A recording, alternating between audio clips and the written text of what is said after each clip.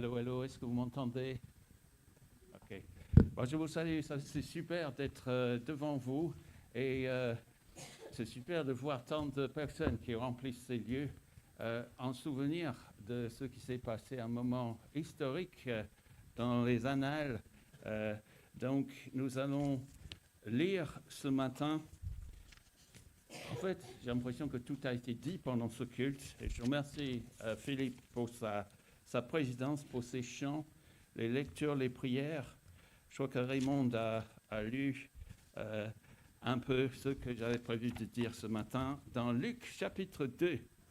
Luc chapitre 2. Et nous allons parler de la joie et de la paix dans un monde. Est-ce que c'est facturé ou fracturé? Est-ce que j'ai fait une faute de frappe? Fracturé, merci. Merci. Donc, Luc chapitre 2, ça clignote un peu, mais nous allons lire entre les versets 1 et 20. Donc, Luc 2, verset 1. À cette époque-là, parut un édit de l'empereur Auguste qui ordonnait le recensement de tout l'Empire. Ce premier recensement eut lieu pendant que Quirinius était gouverneur de Syrie, et tous allaient se faire inscrire, chacun dans sa ville d'origine. Joseph aussi monta de la Galilée, de la ville de Nazareth, pour se rendre en Judée, dans la ville de David, appelée Bethléem, parce qu'il était de la famille et de la lignée de David. Il y alla pour se faire inscrire avec sa femme, Marie, qui était enceinte. Et pendant qu'ils étaient là, le moment où Marie devait accoucher arriva et elle mit au monde son fils premier-né. Elle l'enveloppa de langes et le coucha dans une mangeoire parce qu'il n'y avait pas de place pour eux dans la salle des hôtes. Il y avait dans la même région des bergers qui passaient la nuit dans les champs pour y garder leurs troupeaux. Un ange du Seigneur leur apparut et la gloire du Seigneur resplendit autour d'eux et furent saisis d'une grande frayeur. Mais l'ange leur dit, « N'ayez pas peur, car je vous annonce une bonne nouvelle qui sera une source de grande joie pour tout le peuple. Aujourd'hui, dans la ville de David, il vous est né un sauveur qui est le Messie, le Seigneur. Voici à quel signe vous le reconnaîtrez. Vous trouverez un nouveau-né enveloppé de langes et couché dans une mangeoire. » Et tout à coup, une foule d'anges de l'armée céleste se joignait à l'ange. Ils adressaient des louanges à Dieu et disaient « Gloire à Dieu dans les lieux très hauts, paix sur la terre et bienveillance parmi les hommes. » Lorsque les anges les eurent quittés pour retourner au ciel, les bergers se dirent les uns aux autres, « Allons jusqu'à Jérusalem pour voir ce qui est arrivé, ce que le Seigneur nous a fait connaître. » Ils se dépêchèrent d'y aller et y trouvèrent Marie et Joseph, ainsi que le nouveau-né couché dans la mangeoire. Après l'avoir vu, ils racontèrent ce qui leur avait été dit au sujet de ce petit enfant. Tous ceux qui entendirent les bergers furent étonnés de ce qu'il leur disait. Marie gardait le souvenir de tout cela et le méditait dans son cœur. Puis les bergers repartirent en célébrant la gloire de Dieu et en lui adressant des louanges à cause de tout ce qu'ils avaient entendu et vu et qui était conforme à ce qui leur avait été annoncé. Seigneur, je te prie ce matin que, comme tu dis dans ce passage, cette annonce soit vraiment pertinente et percutante pour nous. Et il nous est né un sauveur. Et merci pour la paix et la joie qui découlent de cette bonne nouvelle. Nous te prions de nous aider à vivre cela, non pas juste pour Noël, mais dans tous les jours qui nous restent à vivre sur terre. Merci Seigneur. Amen. Eh bien, avec la dette et dans ce pays fracturé, sans parler de nos propres galères, on peut se demander comment trouver, où trouver la joie et la paix pendant ces fêtes de fin d'année. Et ce passage, justement, s'adresse à un peuple pris en otage par les Romains. Il s'adresse au monde agricole, il s'adresse au quotidien des bergers ici. Il s'adresse aux ouvriers dans le bâtiment, un secteur en crise où Joseph est charpentier, auto-entrepreneur. Et il s'adresse à un peuple qui en a vraiment marre des décisions prises au loin par des gens qui ne semblent pas connaître leur quotidien sur le terrain. C'est un peuple qui croule sous le poids de la fiscalité, des démarches administratives posées et imposées par Rome. Et puis il y a cette nouvelle donne en Syrie avec un nouveau procureur qui s'appelle Quirinius. Qu'est-ce que ça va donner, ce nouveau régime?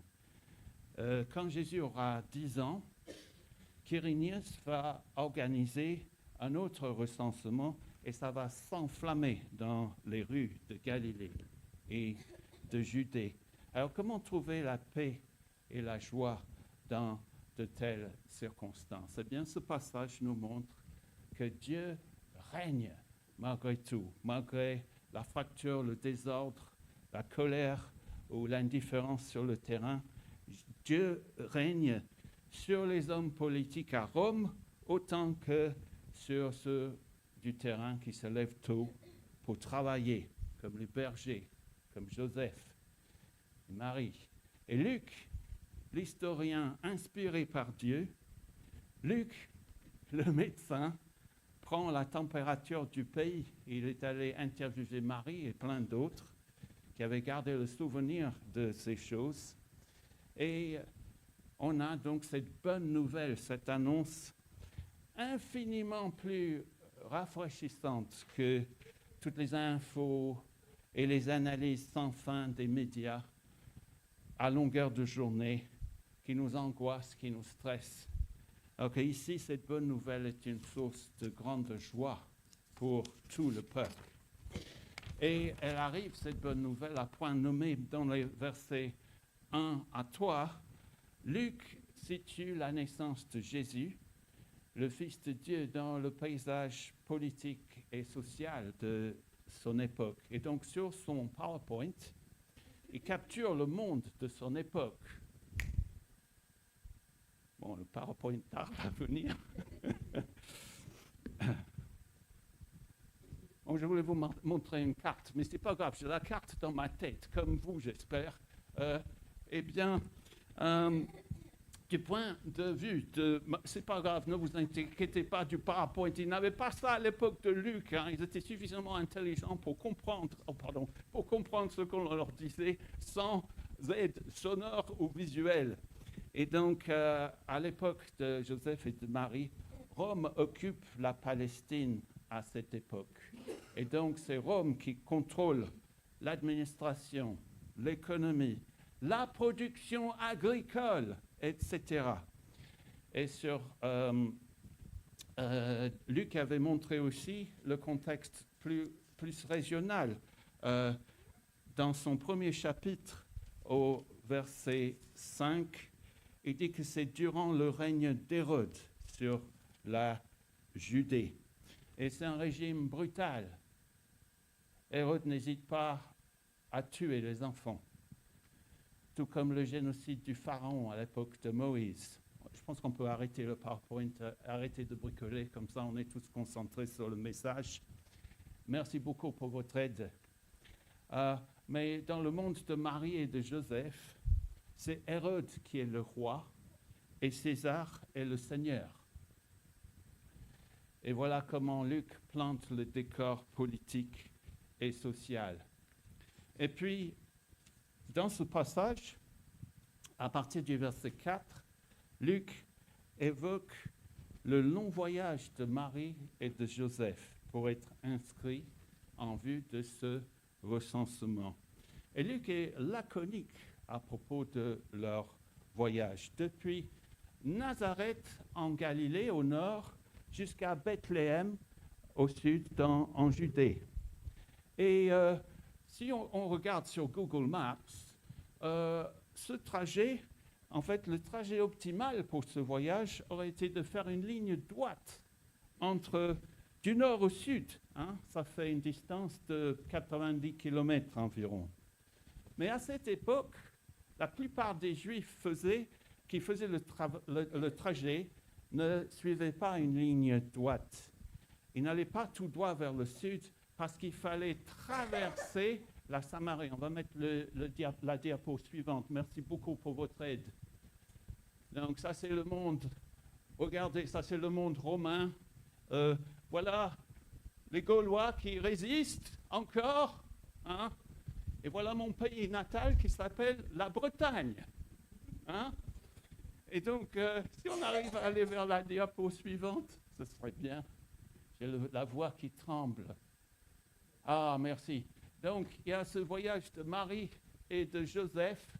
Donc, sur cette ligne droite, ça ne fait, entre guillemets, que 90 km. Mais eux sont obligés de faire un grand détour. Qu'est-ce que ça fait un grand détour. Et donc, tenez les mains sur les boutons et puis éteignez tout, s'il vous plaît. Eux, ils sont obligés, probablement, de traverser le Jourdain ici pour contourner la Samarie à cause des conditions politiques et religieuses. Et puis, sans doute, j'ai la main qui tremblait, mais de retraverser le Jourdain ici pour prendre le chemin vers Jérusalem, Bethléem. C'est un lieu marqué par le banditisme. Et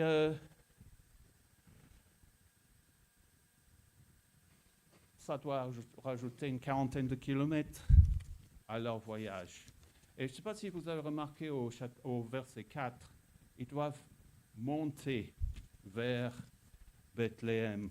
Ce n'est pas du tout une promenade de dimanche, c'est tout un Himalaya. Et donc, ils traversent des rivières, ils escaladent des montagnes. Et voilà Marie dans son 8e ou 9e mois de grossesse. Vous imaginez, vous dites à une femme enceinte, presque à terme de sa grossesse, tiens, tu voudrais faire une promenade aujourd'hui avec moi? Si tu arrives à la convaincre, peut-être qu'elle dirait, bah, j'ai mal aux pieds, j'ai mal au dos. Peut-être un petit tour du quartier. Et tu dis, non, Chartres. On va à Chartres, à pied. Et Luc est vraiment laconique à ce sujet. Il dit, bon, ah oui, ils sont allés de Nazareth à Bethléem. Il n'y a pas de congés parentaux payés pour ceux qui doivent quitter leurs entreprises pour faire tout ça.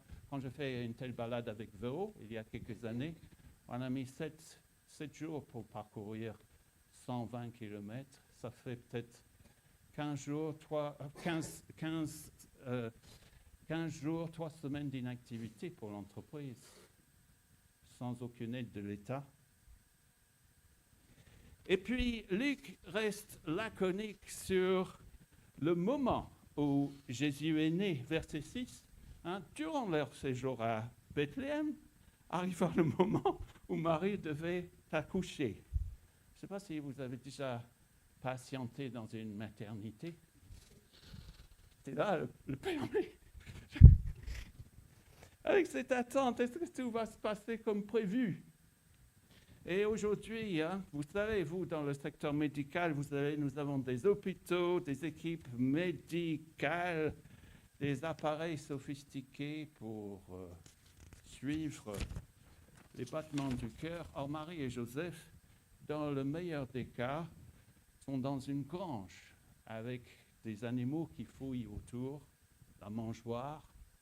On a un âne à la maison et je suis une des seules personnes pour aller à sa mangeoire. Il est très gentil, il n'a jamais botté personne, mais il peut nous bousculer. Donc, je lui donne à manger tous les 2 jours. Et puis il faut traverser les excréments, les urines. Et c'est comme ça que Jésus est né parmi les crasses de ce monde. Les galères que nous vivons, il est là. Il est là avec Marie, avec Joseph. Et donc, à l'époque, un accouchement était bien plus dur. La vie ne tenait qu'à un fil. Et Luc, on pouvait mourir. Hein? Luc est tellement laconique. Eh bien, pendant leur séjour à Bethléem arriva le moment où Marie devait accoucher. Pourquoi Luc passe-t-il sous silence ces choses qui nous travaillent? Je pense que ce n'est pas forcément ces histoires-là que Luc veut nous raconter. S'il passe sous silence tous ces détails, c'est parce que Luc veut nous montrer autre chose. Parce qu'on passe de cette mangeoire à Bethléem à ces bergers dans les champs, au verset 8.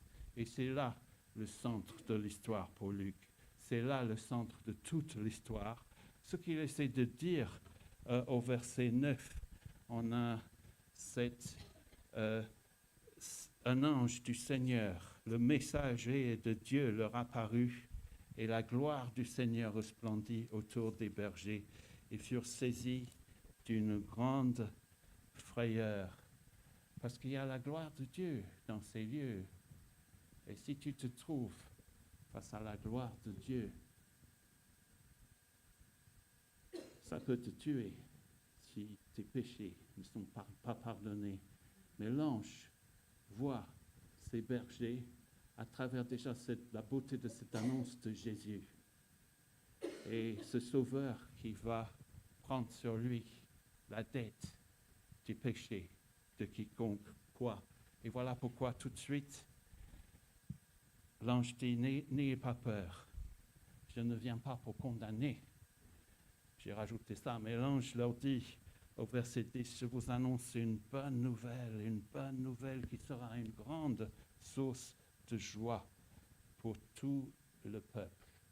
Là, il est question des Juifs, mais il n'y a pas que le peuple juif. C'est une annonce pour toute l'humanité.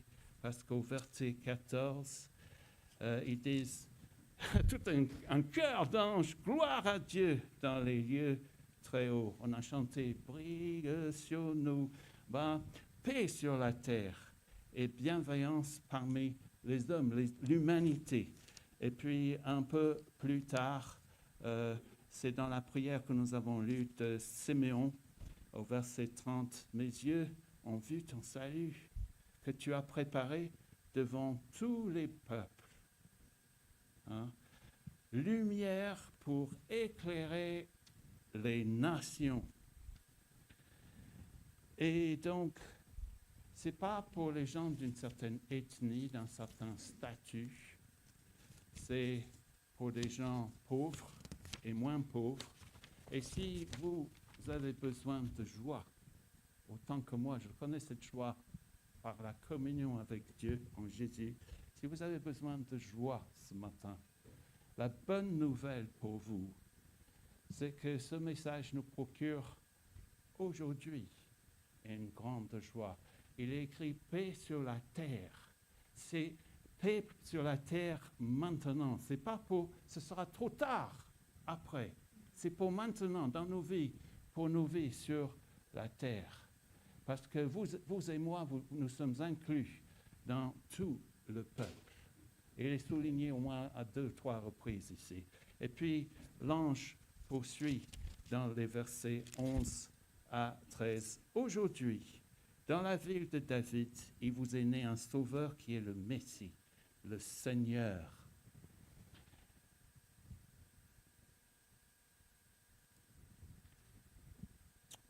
Luc veut que nous soyons focalisés, non pas tant sur la naissance de Jésus, mais sur ce moment, cette annonce au berger, parce qu'il veut souligner l'identité de ce bébé. Qui est Jésus alors? Eh bien, Hérode, Hérode a beau être le roi, et César a beau être nommé le Seigneur, mais l'ange annonce, ah ah, il y a un nouveau roi, c'est Jésus, le nouveau souverain. Et 3 fois ici, on l'a dit, Luc évoque la maison de David ou la lignée de David, parce que Joseph s'inscrit dans la lignée de David. Et cela veut dire que Jésus sera un nouveau roi, comme David, mais David avait ses défauts. Ce roi Jésus sera un roi infiniment mieux. David était considéré comme le modèle, l'archétype pour tout Israël, mais Jésus sera infiniment meilleur. Et les anges donnent 3 descriptions de David ici, au verset 11. Aujourd'hui, dans la ville de David, un sauveur est né. Il est le Messie, il est le Seigneur. Et il est intéressant, voire ironique, je ne sais pas si c'est une tactique de Luc, de noter que, une tactique de Dieu peut-être, de noter que 2 de ces 3 titres appartiennent à César. Auguste, élevé, il est le Messie, il est le Seigneur. Or, Jésus est un nouveau roi qui inaugure ce nouveau royaume et l'ange oppose Jésus et le royaume de Jésus à César et à son empire avec la notion de paix sur la terre. Les Romains, depuis César, appelaient ça, j'oublie mon latin, désolé, mais j'ai perdu mon latin, mais Pax Romana. L'empereur était le Seigneur qui mettait la paix sur la terre entière. Mais vraiment, ce passage nous rejoint ce qui est dit en anticipant Jésus par Ésaïe. Dans Ésaïe 9, nous l'avons déjà lu, mais voyons ça à la lumière de ce passage. Ésaïe 9, verset 5. Un enfant nous est né, un fils nous a été donné, et la souveraineté, l'empire reposera sur son épaule.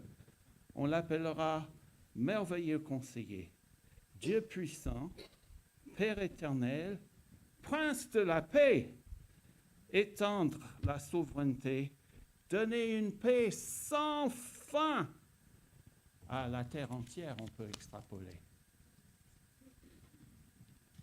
Merci Seigneur.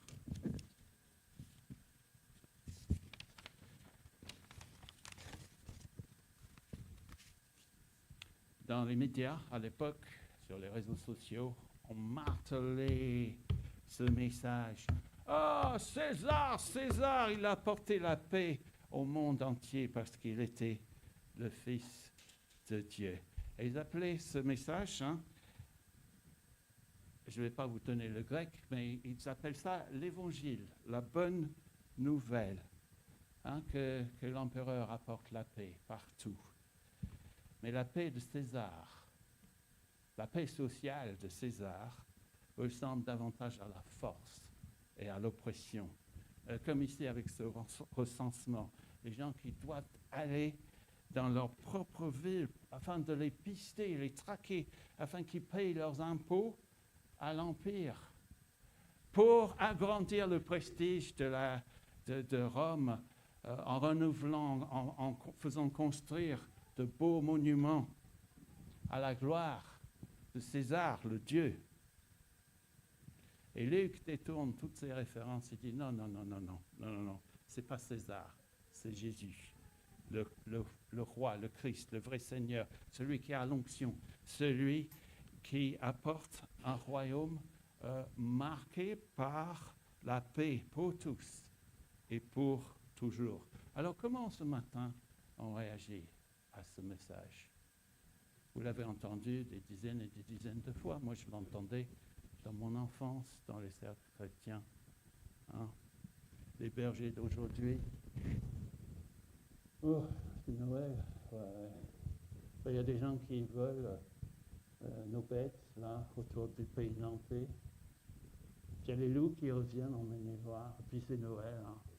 Bah, gloire au Seigneur, il faut bien.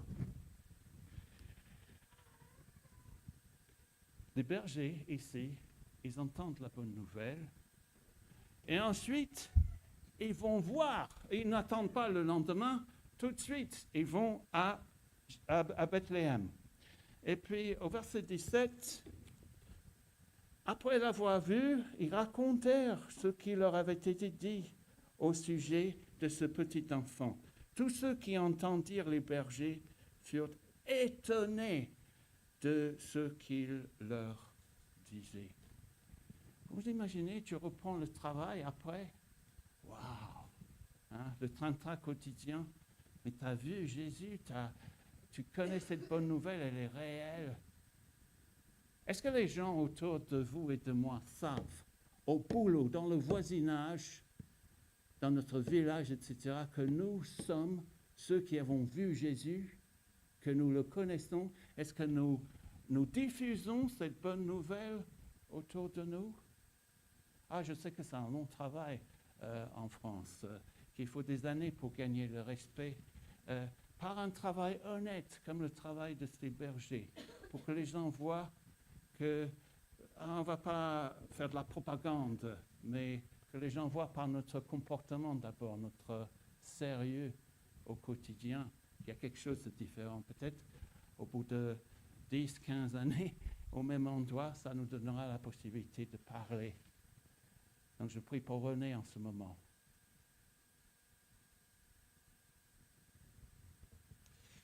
Et puis, il y a la réaction de Marie. Hein? Ça y est, c'est le message, c'est fini, on va partir, on va faire la fête de Noël, et puis après on va au boulot. Marie, elle travaille la parole dans son cœur. On a tellement de bruit autour de nous, tellement de messages, tellement de paroles. Mais la vraie annonce, la vraie parole, c'est l'importance de méditer cette bonne nouvelle. Et ça veut dire dans l'original, mettre ça dans son contexte, comme j'ai essayé de le faire, comme Luc essaye de faire. Comment s'accorde-t-elle cette parole, cette annonce, à ce que je vis dans ma nation, dans mon pays, avec tout ce que je sais, avec tout ce que je sais de toute la Bible, l'Ancien Testament, tellement négligé. Comment Jésus, en fait, comment Jésus éclaire tout ça, comment cela s'inscrit dans ma vie quotidienne et quel est le lien avec ce que je vis en ce moment. Donc, Marie, elle fait un travail d'esprit, de pensée. Il ne suffit pas de dire « Ah oui, je sais, oui, j'ai vécu ça », mais elle connecte ça. Tous les jours, c'est une intense activité. Moi, j'aime tellement prendre la parole le matin et passer du temps à ce qu'on appelle la méditation, pour me remplir la tête et le cœur de cette vérité, parce que je vais entendre un tas de mensonges pendant la journée et je vais les contrecarrer par ce que j'ai vécu. Et puis Marie garde le souvenir de ces choses. Elle repasse, elle médite. C'est comme l'idée de garder un trésor. C'est savourer quelque chose. Comme on prendrait un petit enfant, un petit animal. On avait un canard, un bébé canard qui arrive chez nous, je ne sais pas d'où, et avec Véro, mon épouse, on l'avait entretenu comme ça, donné à manger, à boire, et puis on l'a emmené chez les voisins parce qu'on sait qu'il a des...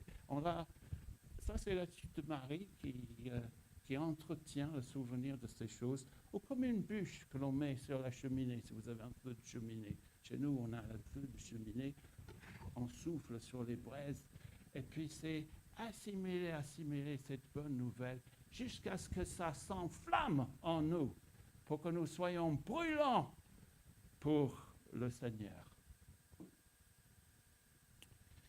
Eh bien,